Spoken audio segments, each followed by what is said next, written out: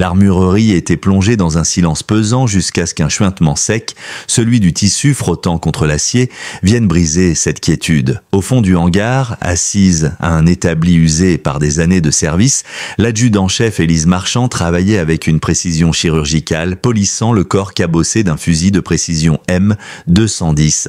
Ses gestes étaient méthodiques, presque rituels, comme si chaque passage du chiffon effaçait non pas la poussière mais les fantômes incrustés dans l'acier. Le colonel Armand Delmas s'immobilisa net en entrant, ses yeux accrochant un détail qui glaça son sang.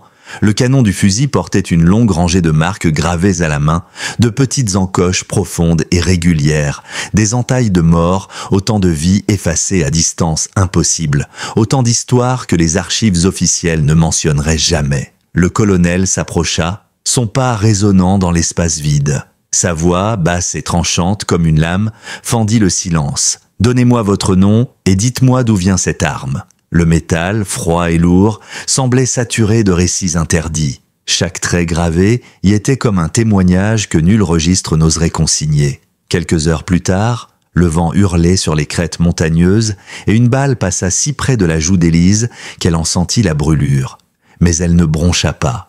Une seule respiration, une pression fluide sur la détente, un recul bref dans la lunette, et l'ennemi qui commandait la position s'effondra dans la poussière. Pourtant la question restait entière, qui était-elle vraiment? Avant que nous ne replongions dans l'histoire, dis-moi d'où tu nous écoutes, et si ce récit t'inspire, abonne-toi, car demain j'ai gardé pour toi quelque chose de très spécial.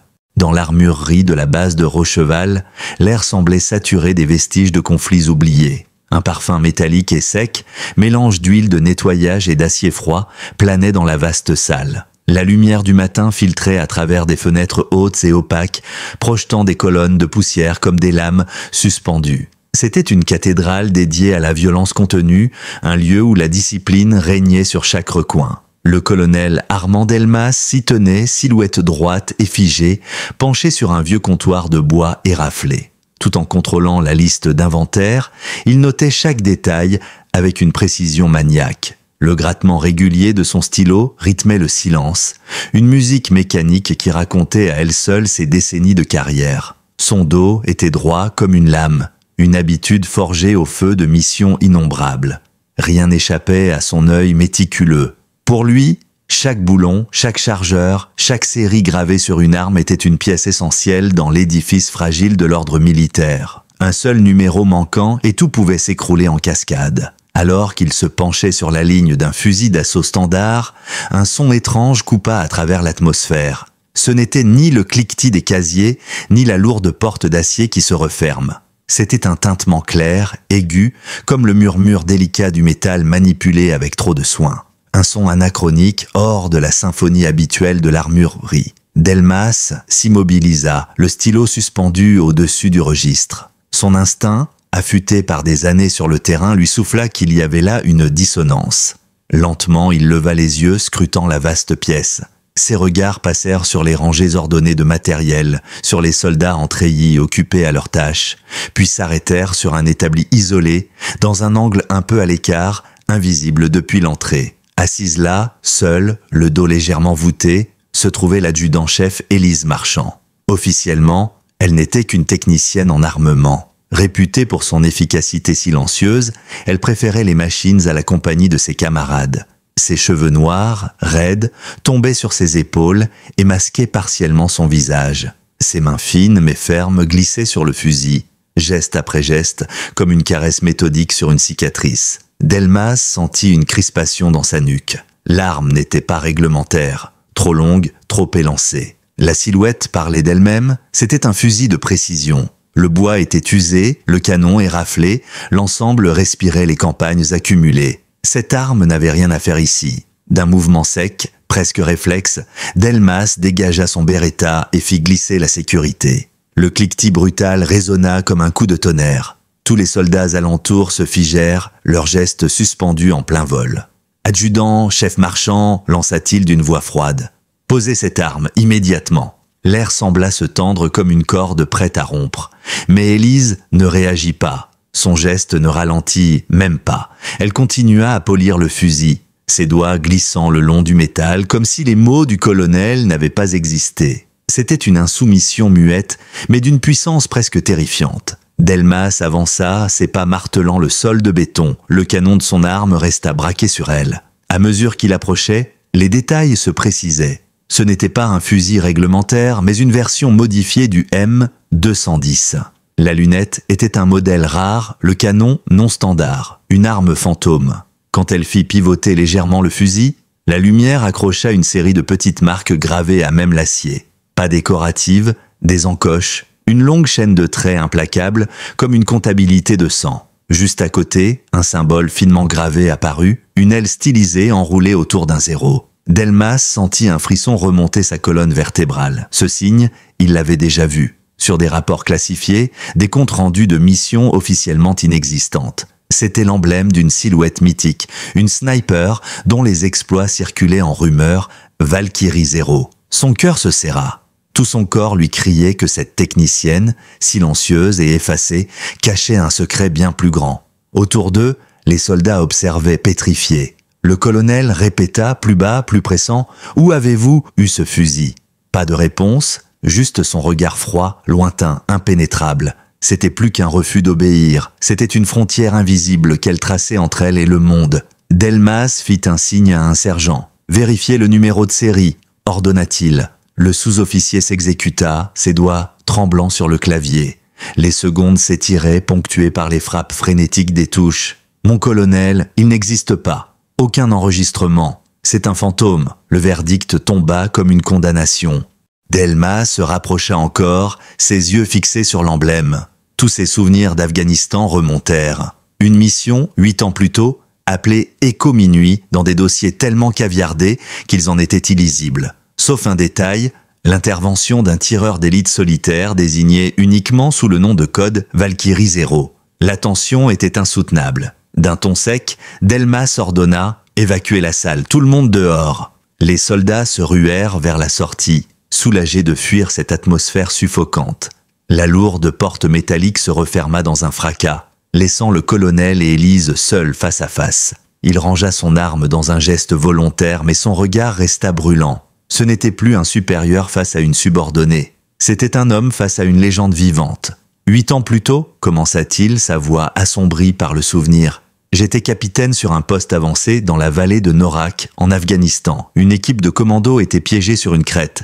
Pas d'extraction possible, pas de soutien aérien, ils étaient condamnés. Son souffle se fit plus lourd. Et puis un seul tir. Network, le sniper ennemi, qui les clouait au sol depuis des heures, a disparu. Ensuite, les autres. Un à un, personne ne savait qui avait tiré. Dans le rapport, une seule mention, actif inconnu. Nom de code, Valkyrie 0.0. Élise s'était arrêtée. Son chiffon suspendu, ses épaules légèrement tendues. Elle écoutait. Delmas sortit alors une vieille photo, laminée, tirée d'un drone.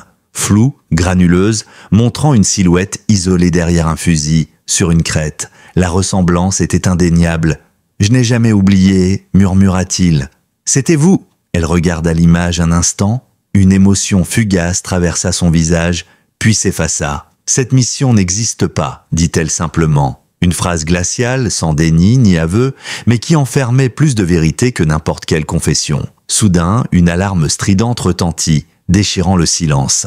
Les haut-parleurs crachaient un message haché, mais limpide. Une équipe de reconnaissance coincée sous le feu ennemi dans les monts du sémaphore réclamait un secours immédiat. L'urgence venait de balayer les secrets. La légende allait devoir choisir. Rester un fantôme ou redevenir une arme vivante. L'alarme hurlait dans chaque recoin de la base, ses notes stridentes lacérant le calme artificiel de l'armurerie. Ce n'était pas un exercice, pas une simulation. Le ton, la fréquence, la voix saccadée du poste de commandement ne laissaient aucun doute.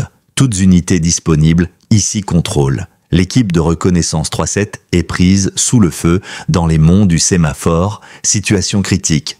Besoin de renfort immédiat. Je répète, l'unité 3-7 est piégée et demande un soutien urgent. Les mots résonnaient dans les haut-parleurs mêlés au crépitement des communications brouillées par les tirs. En arrière-plan, on distinguait les claquements secs des fusils automatiques et les cris brefs des soldats coincés. Le colonel Delmas, le visage blême, pressa son oreillette contre son crâne.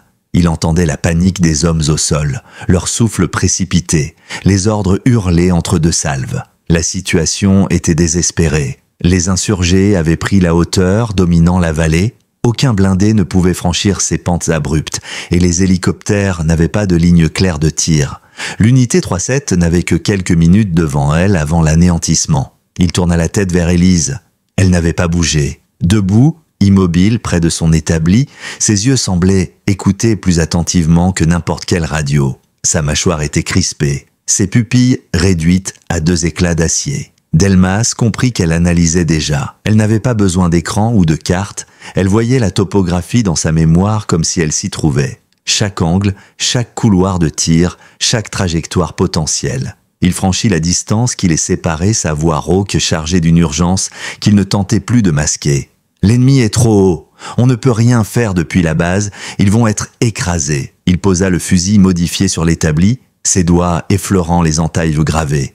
Si vous êtes vraiment celle que je crois, je ne vous donne pas d'ordre. Je vous le demande. C'est un appel au secours. Élise Marchand le fixa. Son visage restait impassible, mais son silence parlait. Delmas sentit son cœur cogner plus fort. Il poussa le fusil vers elle. « Ce n'est pas pour moi. Ce n'est pas pour vous. C'est pour eux. » La phrase resta suspendue, vibrante comme une corde tendue. Alors, elle prit l'arme. Le mouvement fut naturel, fluide, comme si ses mains n'avaient jamais cessé de la tenir. Sans un mot, elle vérifia la culasse, ajusta la crosse, tourna 2 clics sur la lunette. Ses gestes étaient une chorégraphie gravée dans ses muscles. Elle ne répondit pas. Elle tourna simplement les talons, franchissant la porte métallique avec la légèreté d'une ombre qui revient à son terrain de chasse. Delmas resta seul 1 seconde, le souffle suspendu. Il avait confié la vie de ses hommes à une légende que le monde officiel refusait d'admettre. Puis il serra son micro. « Contrôle ici, colonel Delmas. Envoyez une équipe de spotters en soutien. Pas d'interférence. Nous avons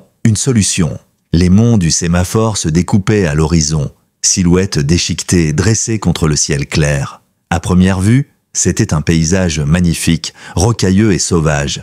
Mais pour ceux qui savaient, chaque crête n'était qu'un piège, chaque ravin un tombeau. Élise avançait déjà sur les premières pentes, son fusil calé en bandoulière, ses pas précis, son souffle maîtrisé. Chaque détail de son corps parlait d'habitude, d'un instinct forgé dans le feu. Derrière elle, une petite équipe de 3 spotters désignés par le colonel tentait de suivre. Ils portaient du matériel de communication, mais leur regard trahissait l'incertitude.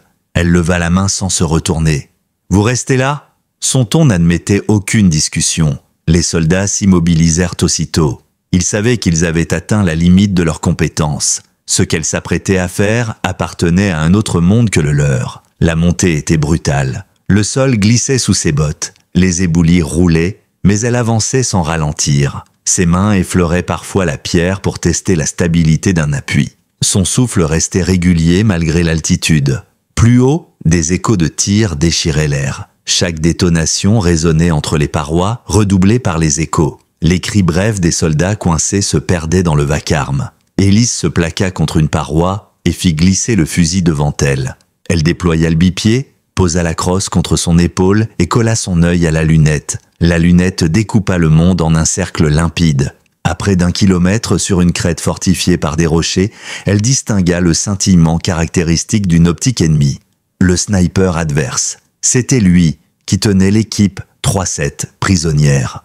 Autour de lui, des silhouettes en camouflage improvisé tiraient sans relâche vers le bas. Élise ajusta. Distance 1048 mètres. Vent insignifiant. Correction 2 clics.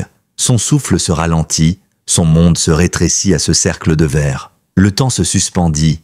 Elle pressa doucement la détente. Le recul secoua son épaule et à travers la lunette, elle vit la tête de l'ennemi basculer en arrière. Silence bref, puis panique. Les tirs cessèrent 1 seconde, incrédules. Puis reprirent, cette fois en sa direction. Des éclats de pierre jaillirent autour d'elle, frappés par les balles. Elle roula sur le côté, changea d'angle, se remit en position. À peine couchée, elle sentit le danger. Un second tireur. Elle ne le vit pas, elle le sentit. Un éclat fugitif sur une arête, une vibration instinctive dans son ventre. Elle baissa la tête une fraction de seconde avant que le projectile ne frôle sa tempe, si près qu'il fit voler ses cheveux. Elle bascula, pivota, ramena la lunette vers la source. Dans son viseur, une silhouette allongée, arme calée, œil concentré. Ils se regardèrent l'espace d'un battement de cœur à travers 2 couches de verre et 1000 mètres de vide. Elle tira. Son adversaire n'eut pas le temps de terminer son geste, le champ se transforma. En bas, les survivants de 3-7, sentant l'opportunité, commencèrent à bouger, à ramper vers une issue. Mais les insurgés n'avaient pas dit leur dernier mot. Depuis un autre flanc, un nid de mitrailleuses lourdes ouvrit le feu. Les rafales martelaient le sol autour des soldats piégés, les empêchant d'avancer. Élise rabattit son fusil, changea de position en rampant sur quelques mètres. Elle réinstalla le bipied, visa, dans sa lunette, le servant de la mitrailleuse, abrité derrière un rocher, tirait sans relâche. Elle inspira, corrigea, expira. La balle le frappa à la gorge, un deuxième tir coucha son aide. Le silence retomba un instant, remplacé par les cris désordonnés des insurgés en déroute. Mais la bataille n'était pas terminée. Dans sa lunette, elle aperçut une nouvelle silhouette surgissant des ombres, épaulant un lance-roquettes vers la position de l'équipe. L'arme était prête, le tir imminent. Elle ajusta, prit en compte la poussière soulevée par le vent, le micro-décalage de la respiration de l'homme. Elle pressa. L'ennemi s'écroula avant même de déclencher. L'arme roula sur les pierres, inoffensive. À l'autre bout du champ, les hommes de 3-7 hurlaient dans leur radio, galvanisés. Ils remontaient, se repliant vers une passe qui menait hors de la zone de tir. Chaque seconde gagnée était une victoire. Au poste de commandement, le colonel Delmas suivait à travers une lunette d'observation reliée au drone. Chaque tir d'Élise, chaque chute d'ennemi confirmait ce qu'il savait déjà. « Seigneur !» murmura-t-il, presque pour lui-même. « C'est bien elle. » Autour de lui, les officiers se taisaient, fascinés. Ils assistaient à une danse de mort millimétrée, un langage que seuls les fantômes savaient parler. La pente crachait encore des rafales, mais moins soutenues. Les assaillants se dispersaient, désorientés, pris de panique devant cette tueuse invisible. Le rythme de leurs tirs faiblissait. Un par un, ils tombaient, incapables de comprendre d'où venait la mort. Les survivants fuyaient déjà plus loin dans les crevasses. Élise abaissa un instant son arme. Ses yeux restaient durs, mais son souffle était calme.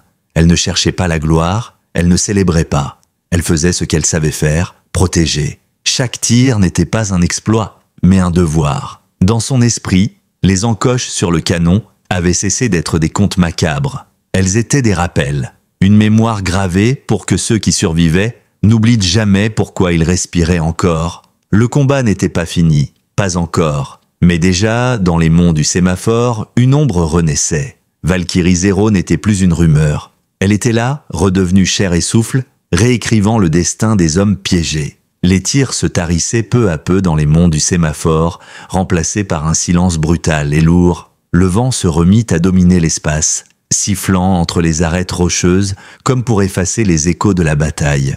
Élise Marchand resta immobile, l'œil encore collé à sa lunette, inspectant chaque recoin du terrain. À gauche, à droite, derrière la crête, rien ne bougeait, hormis les corps éparpillés et les panaches de fumée qui s'étiolaient. Lentement, elle relâcha la pression de ses doigts sur la détente. Le fusil demeurait chaud contre sa peau, comme un animal vivant qui refusait de se calmer. En contrebas, les survivants de l'équipe 3-7 se repliaient, soutenant leurs blessés, se traînant à travers les pierres écorchées. Leur voix filtrait par bribes dans l'oreillette d'Élise. Compte rendu haché, remerciements mêlés à l'incrédulité. Il savait qu'il venait d'échapper à la mort, mais ne comprenait pas encore grâce à qui. Elle ne dit rien. Ses yeux suivaient simplement leur silhouette, s'assurant qu'aucune balle perdue ne viendrait les faucher dans leur fuite. Puis elle rangea méthodiquement son matériel. Bipied replié, capuchon de la lunette remis en place, culasse vérifiée. Elle traitait son fusil non pas comme une arme sacrée, mais comme un outil qu'on referme après usage. Elle glissa le M210 dans son dos, ajusta les sangles et entreprit la descente avec le calme d'une marche ordinaire. Les pierres dévalaient sous ses bottes, mais son équilibre ne fléchissait pas. Près de la base, 3 spotters attendaient toujours, figés dans une sorte de stupeur respectueuse. Quand elle réapparut, silhouette sombre contre la lumière déclinante, ils se redressèrent machinalement comme si une force invisible les avait rappelés à l'ordre. Aucun n'osa parler, aucun n'osa même poser de questions. Ils la regardèrent d'un passé, le fusil calé contre son épaule, son visage impassible, comme si elle n'avait fait que réparer une pièce défectueuse dans un atelier. De retour au périmètre de Rocheval, le camp vibrait d'une agitation nouvelle. Les véhicules de transport ramenaient les survivants de l'équipe 3-7, leurs uniformes tachés de sang et de poussière, mais leurs yeux encore écarquillés d'avoir survécu. Les infirmiers s'agitaient autour d'eux, les évacuant vers le service médical. Et au milieu de ce tumulte, les regards convergeaient vers elle. Certains soldats murmurèrent entre eux, d'autres s'écartèrent instinctivement, comme si une frontière invisible la séparait d'eux. Mais Élise ne s'arrêta pas. Elle traversa la foule avec la même démarche mesurée qu'elle avait dans l'armurerie, chaque pas calculé, chaque respiration parfaitement maîtrisée. Le colonel Armand Delmas l'attendait à l'entrée de la cour intérieure. Ses yeux la fixaient, pas avec triomphe, mais avec le poids de quelqu'un qui venait de voir une vérité qu'il aurait préféré ignorer. Quand elle s'arrêta devant lui, il garda le silence quelques secondes, laissant l'air se charger entre eux. Puis il parla, simplement, « Vous les avez sauvés. » Ce n'était pas une question, pas même une reconnaissance. C'était une constatation nue, brute. Élise inclina à peine la tête, un geste si subtil qu'il fallait la connaître pour comprendre que c'était une réponse.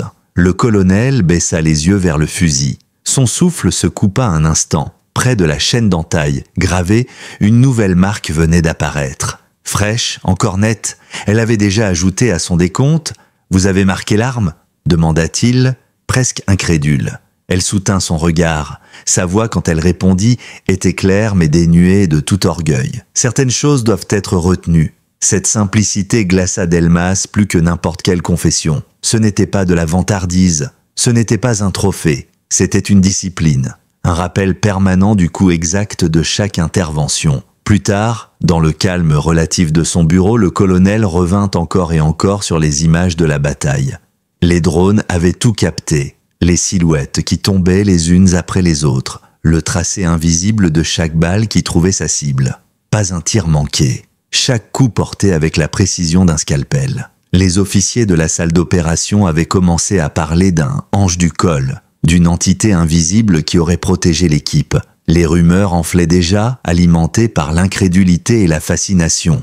Un chef d'équipe de 3-7 était venu personnellement le voir. Son visage était encore marqué par la poussière et la peur. « Je ne sais pas qui c'était », avait-il dit en secouant la tête, mais ce n'était pas humain. On aurait dit qu'elle voyait l'avenir. Delmas n'avait rien répondu. Il s'était contenté d'un signe sobre, comme si le mystère devait rester entier. La nuit tomba sur Rocheval, enveloppant la base dans une atmosphère presque paisible.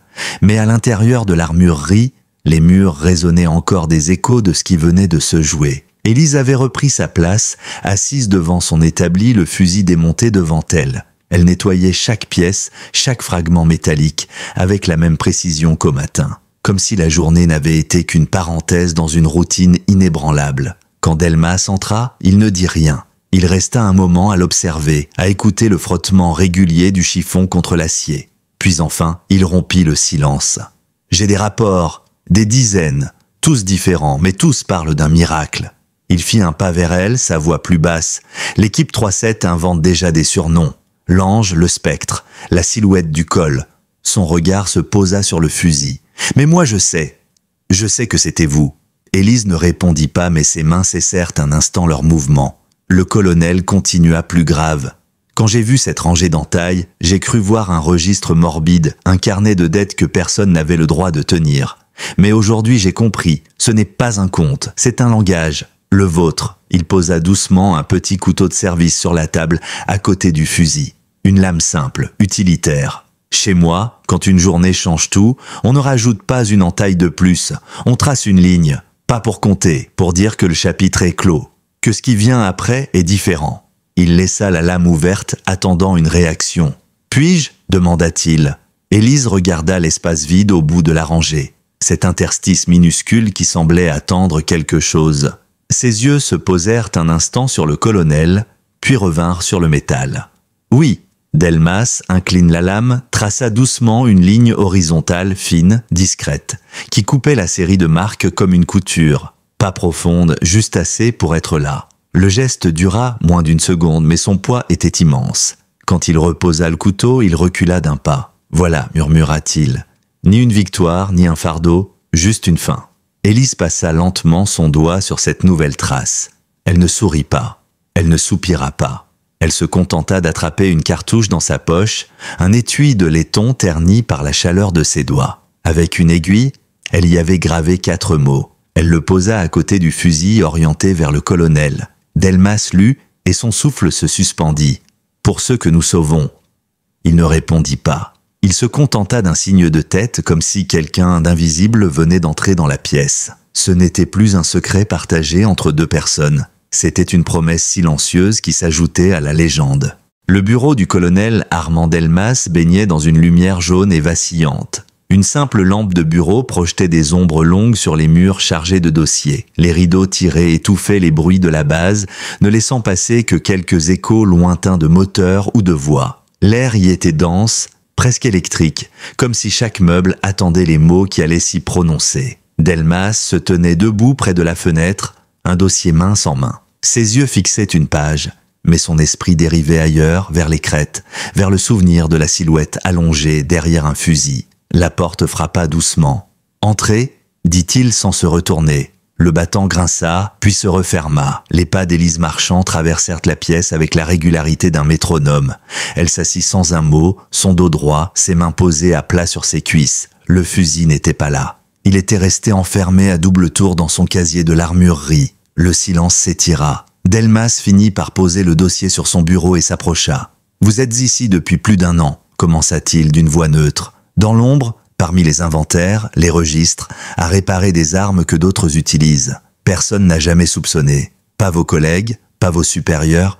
Vous avez tout fait pour rester invisible. » Ses yeux la fixèrent. « Pourquoi ?» Elle soutint son regard, calme, imperturbable. Il ouvrit le dossier et en sortit une photo. Un cliché granuleux en noir et blanc, tiré d'un drone. Une silhouette seule, couchée derrière un fusil, sur une crête d'Afghanistan. Il fit glisser l'image vers elle. Je l'ai trouvée 2 ans après une opération classée Écho-Minuit, vallée de Norac. Les rapports étaient presque vides, mais ce détail revenait toujours. Un tireur anonyme qui avait changé le cours de la bataille. Vous. Les yeux d'Élise descendirent vers la photo. Ses doigts ne la touchèrent pas, mais ses lèvres murmurèrent un mot presque imperceptible. Norac. Son timbre était bas, presque rauque, comme si ce nom réveillait une brûlure enfouie. Delmas s'assit sur le bord de son bureau. « Vous étiez là. Vous avez éliminé leur Overwatch, couvert les commandos bloqués, tenu la crête seule, je le sais. Mais le rapport officiel ne vous mentionne pas. On a effacé votre nom. » Elle inspira profondément, détourna légèrement le regard. « Le travail a été fait. Qu'importe qui a tiré. » Le colonel fronça les sourcils. « C'est tout ce que vous avez à dire ?» Un silence pesant. Puis enfin, elle parla. Sa voix n'était pas dure, mais chaque mot portait une gravité presque palpable. Cette mission n'aurait jamais dû exister. Les renseignements étaient faux, les délais absurdes. Mon équipe n'était pas encore arrivée quand l'alerte est tombée. J'étais la plus proche. On m'a envoyé seul, sans spotter, avec ce que j'avais sur moi. Elle marqua une pause, ses yeux fixés sur un point invisible derrière Delmas. Le reste, vous l'avez lu. J'ai tiré. Encore et encore, ils montaient par vagues. Chaque fois que j'abattais l'un d'eux, un autre prenait sa place. J'avais de quoi tenir 24 heures. L'extraction a pris 36. Ses mains restaient immobiles sur ses cuisses, mais ses mots, eux, portaient des images nettes, brûlantes. J'ai survécu, pas grâce à la chance, juste parce que je n'avais pas le choix. Mais quand je suis redescendu, il n'y a pas eu de débrief digne de ce nom. 4 heures d'interrogatoire, quelques examens médicaux, puis rien. Le rapport classé, mission effacée, et 2 semaines plus tard, mon unité disparaissait sur une autre opération. Aucun d'entre eux n'est revenu. Delmas serra la mâchoire. Il comprenait mieux maintenant. Ce n'était pas seulement la fatigue ou la douleur qui l'avait poussé dans l'ombre, mais une conviction glaciale. Vous pensez que rester caché, c'est une façon de leur rendre justice ? Elle baissa enfin les yeux vers la photo. Je pense que disparaître était la seule manière de ne pas répéter les mêmes erreurs. Chaque fois qu'on me renverra là-haut, il y aura un prix. Et tôt ou tard, il tombera sur d'autres que moi. Le colonel secoua la tête presque violemment. Aujourd'hui, ce prix a sauvé une dizaine d'hommes. Vous n'avez pas hésité. Pas une seconde, vous n'avez pas attendu d'ordre, vous avez agi, et il respire, grâce à vous. Le regard d'Élise revint vers lui, froid mais clair. Et demain, ou la semaine prochaine, vous me remettrez là-haut, et un jour, le prix sera trop lourd. Delmas inspira longuement, s'obligeant à garder le contrôle. Alors laissez-moi le porter, ce prix. Moi, pas vous seul. Pour la première fois depuis qu'elle était entrée, son regard vacilla. Pas longtemps, à peine une fraction de seconde. Mais il y eut là une faille, un éclair d'hésitation, comme si ses murs intérieurs tremblaient. Elle détourna les yeux. De l'autre côté du couloir, des éclats de voix résonnaient. Les survivants de l'équipe 3-7 riaient nerveusement, relâchant enfin la tension accumulée. Le contraste avec ce bureau clos était presque cruel. Delmas reprit, plus posé. « Vous ne retournerez pas à l'armurerie, pas pour l'instant. Je veux que vous repreniez le terrain, pas comme un fantôme, pas comme un nom effacé dans un rapport, comme une soldate à part entière. » Elle le fixa à nouveau, son expression redevenue impassible. « Et si je refuse ?» Il haussa légèrement les épaules. « Alors je n'essaierai pas de vous forcer. Mais sachez une chose, ceux que vous avez sauvés aujourd'hui parlent déjà de vous. Si vous ne remplissez pas le vide, d'autres le feront à votre place, avec des histoires, des rumeurs, des mythes. Et les mythes sont pires que la vérité. » Ses lèvres s'étirèrent, non en sourire, mais en quelque chose de proche de la résignation. Les rumeurs survivirent mieux que les faits. « Peut-être, répondit Delmas, mais je crois que vous avez déjà survécu assez longtemps. » Le silence reprit, lourd mais différent. Pour la première fois, un doute traversa le masque de Pierre d'Élise. Elle ne donna pas de réponse. Elle se leva, inclina la tête et quitta la pièce, laissant le colonel seul avec la photo. Il la regarda encore une fois avant de la glisser dans une pochette plastique. Mais il savait, lui aussi, que cette discussion n'était pas close. Cette nuit-là, Élise ne dormit pas. Elle resta debout près des grilles du camp, observant les montagnes. Dans ses mains, le M210. Ses doigts caressaient la dernière entaille, encore fraîche, et la ligne horizontale que Delmas avait tracée. Elle sortit la cartouche qu'elle avait gravée. « Pour ceux que nous sauvons », elle la serra dans sa paume, jusqu'à sentir le métal s'enfoncer dans sa peau. Une voix s'éleva derrière elle, pas un grade, pas un titre. Juste « Élise ». Elle se retourna. Le colonel approchait, une petite boîte noire dans la main. Il l'ouvrit et en sortit un écusson brodé. Fond noir, une aile argentée, un 0 au centre. « J'ai fait fabriquer ça il y a des années », dit-il doucement. « Je ne pensais jamais l'offrir. » Elle contempla l'écusson, son visage indéchiffrable. Elle tendit la main et le prit sans un mot. Le tissu rugueux pesa dans sa paume comme un aveu silencieux. Elle ne le fixa pas sur son uniforme. Pas encore. Mais elle ne le rejeta pas non plus. Le colonel ne demanda rien de plus. Le vent des montagnes soufflait, secouant les drapeaux. Entre eux, il n'y avait pas de promesse explicite, seulement une reconnaissance muette. La légende avait cessé d'être un murmure. Elle existait désormais dans le présent. L'aube se leva sur Rocheval avec une pâleur métallique. Le ciel était encore strié de traînées rouges quand les sirènes de routine annoncèrent le début des tours de garde. La base s'éveillait, les moteurs des blindés tout sautaient, les cuisines diffusaient l'odeur du café et du pain réchauffé. Tout semblait redevenu normal, comme si les montagnes n'avaient pas, la veille, englouti une partie des hommes. Mais dans l'armurerie, rien n'était vraiment pareil. Élise Marchand se tenait debout, non pas derrière son établi, mais devant leur atelier principal, observant longuement les rangées d'armes soigneusement entretenues. Le M210 était rangé dans son casier personnel, verrouillé. Cette fois, elle avait choisi autre chose, un fusil de précision plus léger, équipé d'une lunette thermique de nouvelle génération. Elle le démonta, vérifia chaque pièce, régla le zéro de la lunette, puis remonta l'ensemble avec une lenteur presque cérémonielle. Quand le colonel Delmas entra, il s'arrêta net. Elle portait déjà son gilet, ses gants, son casque posé à côté. Il n'avait donné aucun ordre, aucune convocation. Elle avait pris cette décision seule. « Vous partez quelque part ?» demanda-t-il d'une voix neutre, même si la surprise perçait dans son ton. Élise ne leva pas les yeux. Les insurgés d'hier ne s'étaient pas regroupés par hasard. Leur position, leurs angles de tir, leur coordination, ce n'était pas improvisé. Quelqu'un les guidait. Elle enclencha la culasse du fusil dans un claquement sec. Si on attend, ils frapperont encore plus fort. Delmas fronça les sourcils, croisa les bras. Les équipes de renseignement n'ont rien signalé. Les équipes de renseignement ne savent pas lire ces montagnes, répliqua-t-elle. Elle posa le fusil contre son épaule, enfin tournée vers lui. Ses yeux étaient calmes, mais il y avait dans sa voix une certitude glaciale. J'ai repéré un écho hier, une position plus haute au nord du col. Elle n'a pas tiré, pas une seule fois, mais elle observait. C'était un éclaireur, un coordonnateur. Le colonel la jaugea silencieux. Il savait que contester son intuition serait inutile. Elle avait vu, senti, anticipé des choses que personne d'autre n'aurait remarquées. Vous proposez quoi ? Une sortie discrète. Pas d'escouade lourde, pas de blindés, trop visible. Je pars avec 2 observateurs et un relais radio. Je neutralise la position et je confirme s'il y a d'autres camps. Delmas serra les dents. Chaque fibre de son être d'officier lui hurlait que ce plan enfreignait les protocoles, qu'une mission aussi fine devait être validée par le commandement central. Mais il se souvenait des corps que ces hommes avaient ramenés hier, de leurs regards tremblants, et de ce silence de mort rompu seulement par les coups de feu précis d'Élise. Si elle disait qu'une menace subsistait, il n'avait pas le luxe d'ignorer son avertissement. Il soupira longuement, puis hocha la tête. « Vous partez quand ?» Elle ramassa son casque. Maintenant. 1 heure plus tard, le petit convoi quitta Rocheval par la porte nord. Pas de blindés, pas de drapeau, juste 2 véhicules camouflés qui roulèrent en silence jusqu'à la base du massif. Élise descendit la première, vérifia son fusil, puis donna les instructions à voix basse. « Vous restez en retrait, je prends l'avance. Si je ne reviens pas dans 3 heures, retournez à la base. » Les 2 observateurs hochèrent la tête, l'air grave. L'un d'eux tenta de parler, mais le regard d'Élise suffit à le réduire au silence. Ce n'était pas de l'autorité sèche, mais une évidence.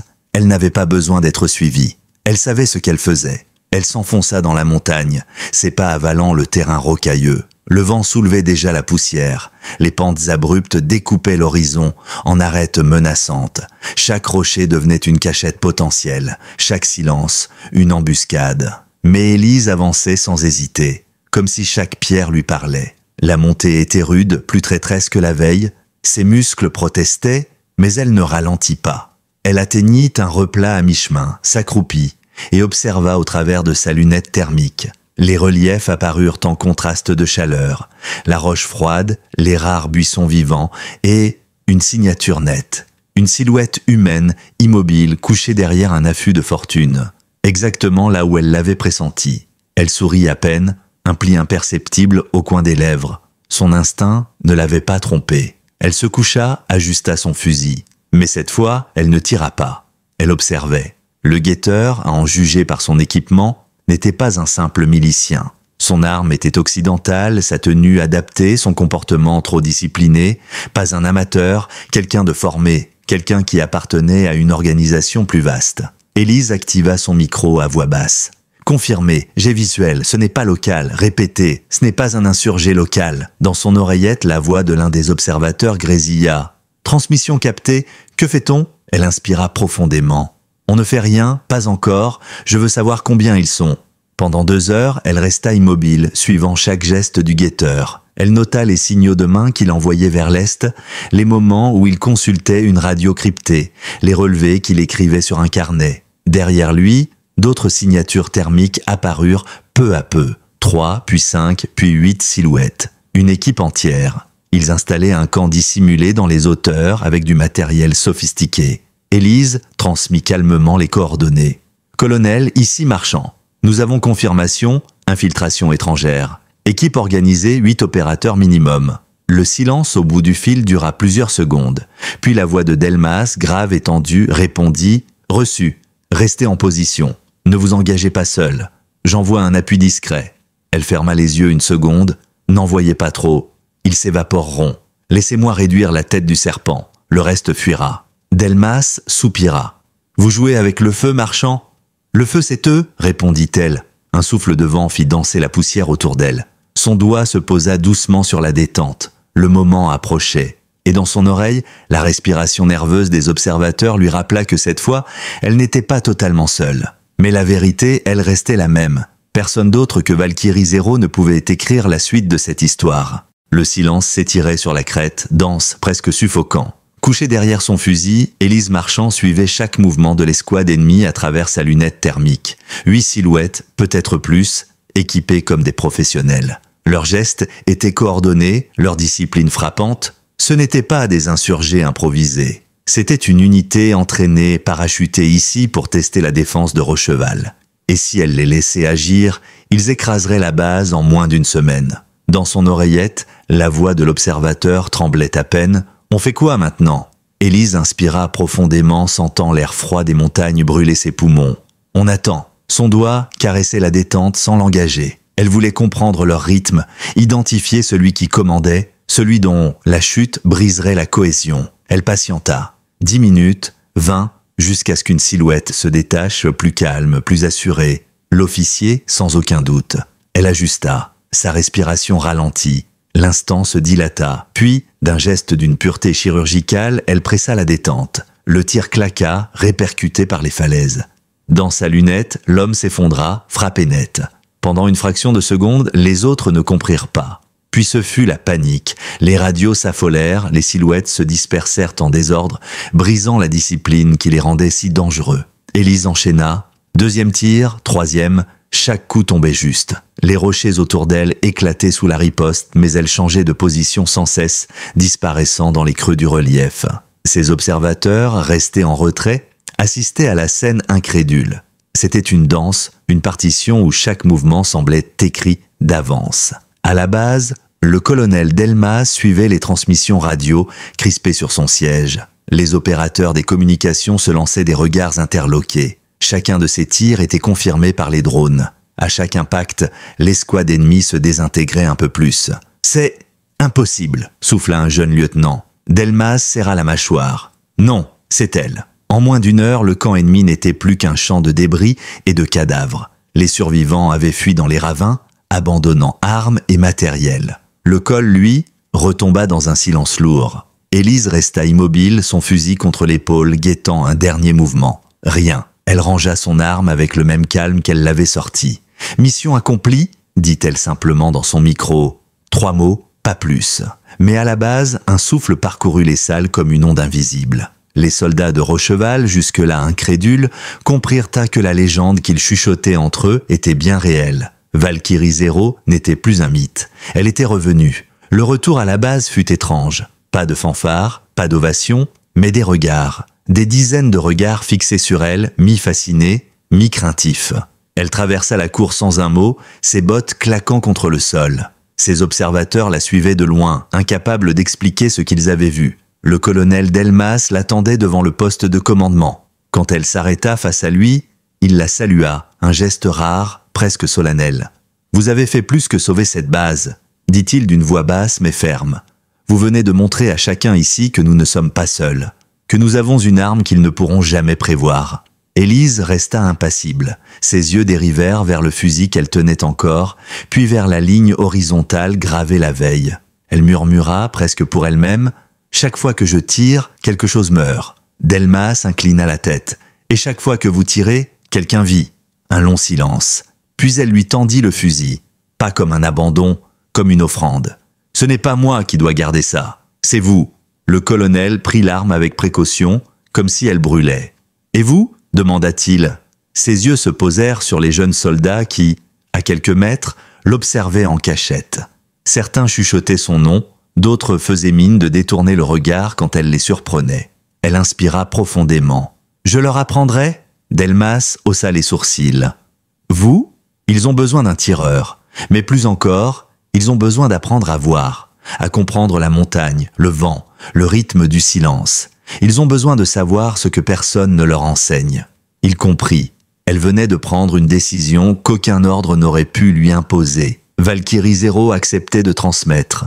Les jours suivants, un spectacle inédit prit place dans les champs de tir de Rocheval. Élise Marchand, la femme que tous considéraient comme un fantôme, se tenait debout derrière de jeunes recrues. Elle corrigeait une posture, réajustait une crosse, reprenait un souffle mal maîtrisé. Pas un mot de trop, pas de grands discours, juste des gestes précis, des conseils clairs, une rigueur implacable. Les soldats, d'abord intimidés, découvrirent peu à peu que son regard n'était pas seulement froid. Il était exigeant, mais juste. Elle ne supportait pas l'approximation, mais elle récompensait chaque progrès par un simple hochement de tête. Et dans cette austérité, il trouvait une force. Bientôt, une petite unité prit forme. Une poignée de tireurs capables de comprendre le terrain, de se fondre dans les reliefs, de calculer un tir comme une équation vivante. Ils n'étaient pas encore des fantômes, mais ils marchaient dans les pas du nombre. Le colonel observait de loin, souvent silencieux. Il savait qu'un jour viendrait où Élise repartirait seule sur une crête parce que personne d'autre ne pourrait s'y tenir. Mais il savait aussi qu'elle laissait une trace, un héritage qui survivrait à son absence. Une nuit, alors que la base dormait, Élise grava une nouvelle inscription sur une cartouche. Pas un nom, pas un chiffre, juste 4 mots pour ceux qui suivront. Elle la rangea dans une boîte où reposaient déjà d'autres étuis gravés. Au lever du jour, elle accrocha enfin l'écusson que Delmas lui avait offert. Fond noir, aile argentée, 0 au centre. Sur son uniforme, il brillait discrètement. Elle n'était plus seulement un spectre. Elle était devenue une instructrice, une gardienne, une mémoire vivante. Et dans les montagnes du sémaphore, on commença à raconter une histoire nouvelle. Que la Valkyrie n'était plus seulement celle qui frappait dans l'ombre, mais celle qui préparait d'autres à prendre le relais. Une légende qui ne s'éteindrait pas avec une seule vie, mais qui se transmettrait gravée non plus seulement dans l'acier des armes, mais dans le souffle de ceux qui apprenaient à survivre.